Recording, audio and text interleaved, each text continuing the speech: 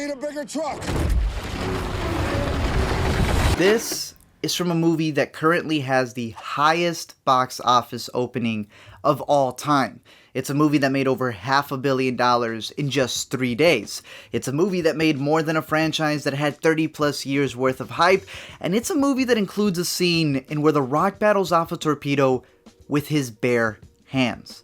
And yet, I truly believe you can learn something from every single movie, even the really, really, really dumb ones. Because even the really, really dumb ones do something right. I know one of the biggest movie debates on film Twitter, Reddit, Letterboxd is the debate between smart movies and dumb movies. You know, when people argue about all movies having to be original, whereas others really love their sequels and their remakes, where people fight for their indies while others really love their blockbusters. And the thing is, they can coexist. People act like the two don't work together, as if blockbusters aren't part of the process that helps fund those indies that you love, and people pretend like these indie directors have not gone on to direct these big blockbusters so they can make projects they love. I'm not saying that you can't have a preference, I'm just saying that there's room for both of them. But for those of you who complain that, oh, there's no more good movies nowadays, all these years are full of bad movies, instead of watching the 24 movies that you logged into Letterboxd,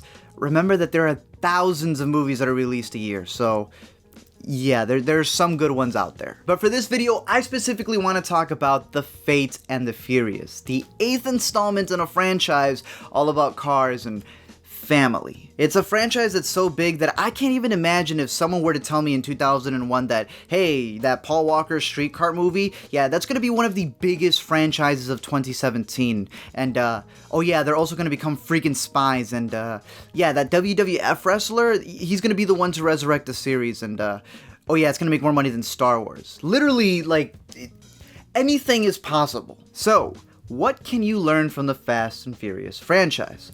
Well, number one, the power of sequels. A lot of film fans like to complain that Hollywood is so bad because all they put out is garbage and it's just sequels and remakes and they're all always horrible, as if like the Men in Black showed up to their house and neuralized them and they completely forgot about movies like The Godfather Part 2, Terminator 2, the entire Lord of the Rings series, The Dark Knight, and even the cinematic masterpiece that is Shrek 2.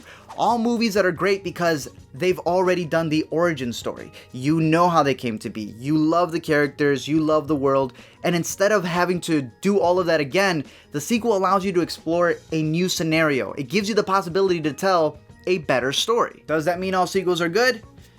No, which will lead me to the whole idea of dumb movies versus lazy movies. But it's franchises like The Fast and the Furious that have literally become like TV episodes that come out yearly on the big screen, and they love them because they know what they're gonna get, and it's that consistency that keeps bringing people back. Which leads me to number two. Like I said, being dumb doesn't necessarily mean that it's a bad movie, because these movies still have an audience, and these movies, even though the stories may not be the best out there, and even though physics doesn't matter, it gets to a point that if you're making a video calling out all of the flaws in the 8th installment of a franchise about cars, I mean, that's kind of like the most redundant thing you could do. Because like I said, it's not that I'm giving a pass to all dumb movies and that all of a sudden they have to be great. It's that there's a difference between a movie being dumb and a movie being lazy. We can all honestly admit that this franchise goes a little bit overboard and not all the plots really make sense, but what they do is hire talented directors. Their stunt work is top notch. They take advantage of all of the money that they get and having this huge budget and use it to get things like tanks, like wrecking balls, or even having cars fall from the sky, which it was pretty cool. The story may be dumb, but they're not lazy where it matters, and that's the action. The thing that people want from these movies. Look, I would never defend Michael Bay for the stories in his movies, but personally, I honestly can't name somebody else who does special effects better than this dude. This man, every time I see his robots, I legit think they're more real than the actors. This is a dude who knows how to make all of his visuals look flawless, regardless of if they're CGI or practical. And even though the franchise gets scores that are worse than my math tests, they still make bank. Because what critics and film fans forget is that, yeah, we have our opinions, but we're not the only ones who watch movies. And that's honestly the biggest lesson you can learn from this franchise's success.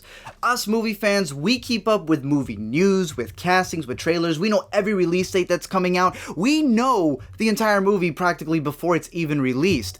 Bob from accounting doesn't care about that. All that Bob cares about is being able to relax and just go watch a movie and chill. He doesn't care about agendas. He doesn't care how this is playing into a bigger cinematic universe. He doesn't care about the process of making the movie. All he cares about is the finished product that's right in front of him that's allowing him to relax. And I truly believe that us film fans don't realize that it's not just us. We're just like this super small fraction of people who make our voices very loud when we complain about sequels and all these other things that we find to be bad, not realizing that all of those box office numbers that we love to look at, we just make up a fraction. All of those other people are people who are just coming to enjoy movies. People who don't, for the most part, know what a cinematographer is, don't know the process of filmmaking. I know people who believe that the main actor in a movie wrote and directed the movie. Pretty much what I'm saying is that even a dumb movie can grab an audience, and that movie can excel in aspects that are not the story, even if it's not for everyone. But the point being is that there's still a movie for everyone. We obviously watch what we enjoy, but I tend to see a lot of people scared to express what they like or when they don't like something because of what the overwhelming consensus is, and you have people who are more concerned about what other people think than what they actually like. And look, don't get me wrong, I am a person who loves the art of arguing and discussing and debating, but even I myself know that others' opinions still matter in what they like, and even if I hate it, that shouldn't change the fact that you like it. People should take pride in the movies that they like. I mean, just look at Transformers, how that gets pooped on, yet that still keeps growing like it's fertilizer, how Adam Sandler keeps going on vacations because Netflix and his viewers allow him to, how Madea keeps making her money, how sci-fi's still in business, and how this Fast and the Furious franchise has broken records. That's because there's an audience who likes those movies. So what I've learned overall is that even in those dumb movies, the movies that are clearly not perfect, you can still find inspiration in them, because if these people found success in telling the stories that they wanted to tell, then what's stopping me from telling mine?